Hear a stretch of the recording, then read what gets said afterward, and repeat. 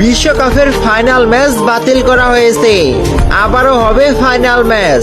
তারপর নির্ধারিত হবে কে হচ্ছে এবারের চ্যাম্পিয়ন। সোশ্যাল মিডিয়া থেকে আমরা জানতে পেরেছি আগামী 28 তারিখে হবে আর্জেন্টিনা ও স্পেনের মধ্যে আবারও ফাইনাল ম্যাচ।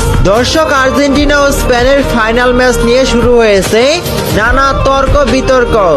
কেউ বলছে ফিফার কারণে হেরেছে আর্জেন্টিনা, আবার কেউ বলছে এর পেছনে ডোনাল্ড ট্রাম্প দায়ী। ড্রেসিং রুমে সেই ভিডিওটা ভাইরাল হবার পর অনেকেই বলাবলি করছে ড্রেসিং রুমে মেসিদের সাথে কিছু একটা হয়েছিল, যার কারণে আর্জেন্টিনাকে হারতে হয়েছে।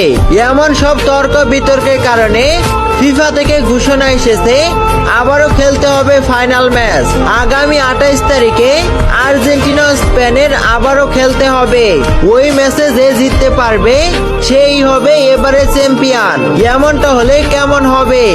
অবশ্যই আপনার মতামত কমেন্ট বক্সে জানিয়ে দিবেন। দর্শক, আপনি হয়তো আমার এই প্রতিবেদনটা দেখার আগেই সোশ্যাল মিডিয়া বা অন্য কারো থেকে এই কথাগুলোকে শুনেছেন যে আগামী 28 তারিখে আবারও ফাইনাল খেলা হবে, কিন্তু বাস্তবে এমন কিছুই হচ্ছে না।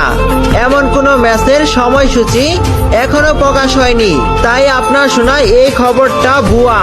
সাধারণত চ্যাম্পিয়ন একবার হয়ে গেলে তা আর পরিবর্তন হয় না।